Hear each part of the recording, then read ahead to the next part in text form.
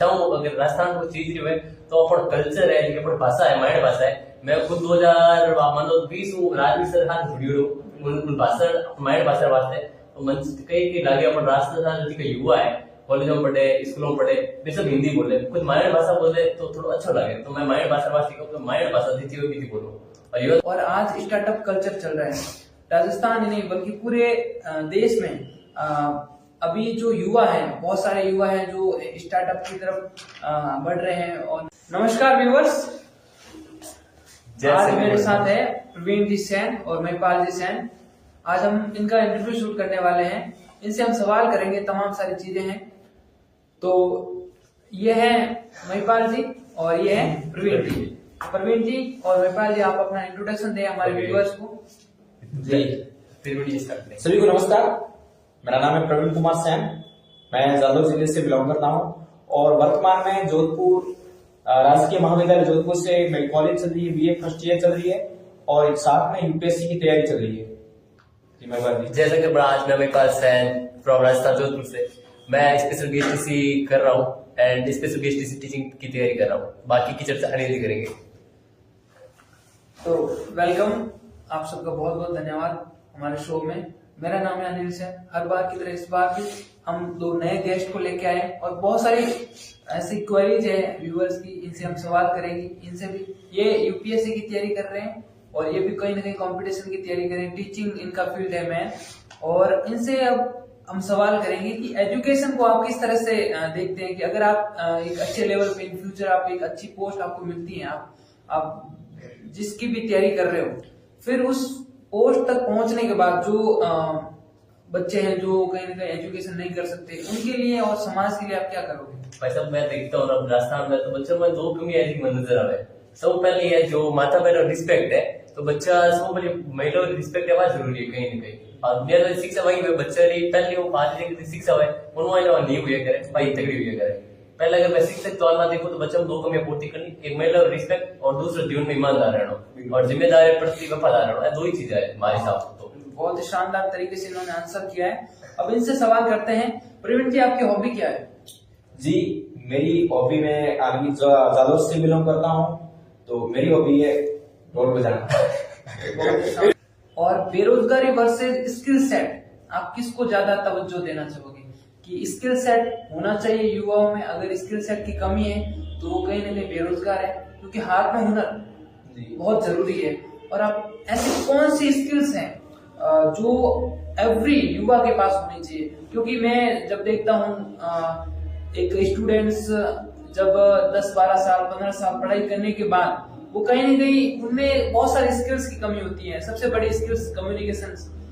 जब स्टेज पे बोलने की बारी आती है तो वो बोल नहीं पाता है। तो मुझे ऐसा लगता है कि कहीं ना कहीं उसमें कॉन्फिडेंस की कमी है। तो आप एज ए कम्युनिकेशन स्किल्स को किस तरह से आप डिफाइन करोगे? जी, इन्होंने पहले बताया अनएम्प्लॉयमेंट। तो अनएम्प्लॉयमेंट किससे, ये दोनों आपस में इंटरलिंक है कि जब कोई व्यक्ति बेरोजगार हो गया ना, बेरोजगार के पीछे किसका हाथ होता है? बेरोजगार के पीछे हाथ होता है अपने स्किल का। कि जिस बच्चे के, जिस व्यक्ति के पास अगर कोई स्किल है, जिस व्यक्ति के पास कोई एम्प्लॉयमेंट नहीं है और उसके पास अगर स्किल है तो वो स्किल में कुछ सुधार करके वो एम्प्लॉयमेंट हासिल कर सकता है।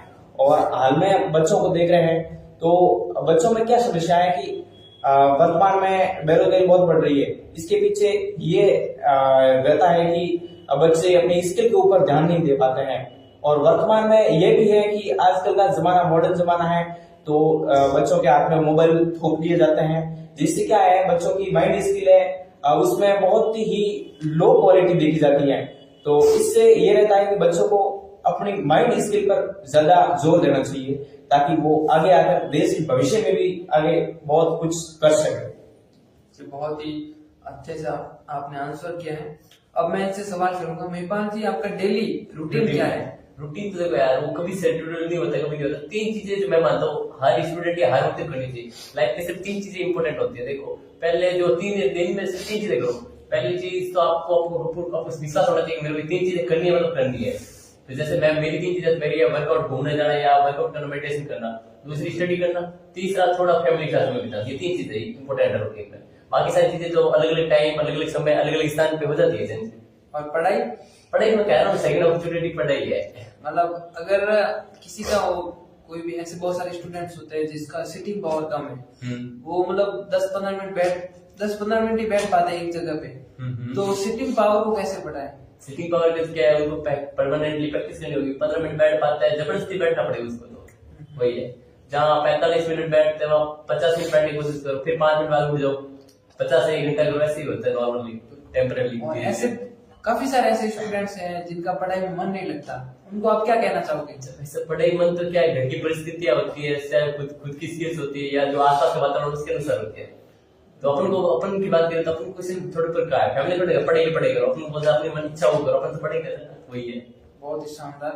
और अब थोड़ी बहुत पॉलिटिक्स के ऊपर हम चर्चा करने वाले हैं। जी जी। तो आप राजस्थान को आप किस नजर से देखते हो? ये वीरों की धरती राजस्थान, यहाँ जो राजनीतिक जो मुद्दे हैं, ऐसे जो नए युवा नेता हैं, वो कहीं ना कहीं राजनीति में उनको एंट्री करनी चाहिए। और बहुत सारे ऐसे चेहरे हैं जो अभी नए राजनीति में आए हैं, तो आप एज ए खुद को एक युवा नेता के रूप में देखते हैं? मैं युवा नेता के रूप में नहीं देखता। अगर मेरे को मौका मिले पॉलिटिक्स का, और मैं अगर चाहूँ अगर राजस्थान को चीज रही है, तो अपन कल्चर है, जो अपन भाषा है, माइंड भाषा है। मैं खुद 2020 राजनीति से हाथ जुड़ी हूँ, भाषा माइंड भाषा वास्ते कई लागे अपन राजस्थान का युवा है, कॉलेजों में पढ़े, स्कूलों में पढ़े, वे सब हिंदी बोले, खुद माइंड भाषा बोले तो थोड़ा अच्छा लगे। तो मैं माइंड भाषा वास्ते कहूँ, माइंड भाषा दीदी बोलूँ। और युवा नेता तौर पर माइंड भाषा होना जरूरी वाली है। पॉलिटिकल में अगर खड़ा हुआ तो माइंड भाषा बहुत जरूरी है। बिल्कुल सही बात करी थे। और बात तो मने ही लगे, मने भी अपनी जो भाषा है, संस्कृति हो, उसको आगे लेके जाना चाहिए। तो अब हम राजस्थानी या फिर अपनी जो भाषा है उसमें बात करेंगे। तो आप एज ए आपका मेन लक्ष्य क्या है? टीचिंग आपको बहुत अच्छी लगती है ना? तो टीचिंग फील्ड में आप एक अच्छे लेवल के टीचर बन जाओगे, तो बच्चों को किस तरह से गाइड करोगे आप? बच्चों को क्या होता है, हर बच्चा अलग अलग विकास में, अलग अलग क्षमता है, क्षमता रहने विकास है। और मैं हूँ तो एक स्पेशल टीचिंग कोर्स निकली हूँ, तो हमारा भी स्टूडेंट है जिसका हो नहीं सके, बोल ही नहीं सके, तो उन अकॉर्डिंग क्षमता आधार में दिन करवाना पड़े। तो हम पहला बच्चे ने क्षमता की थी बाजवानो उन अनुसार पढ़ाओ।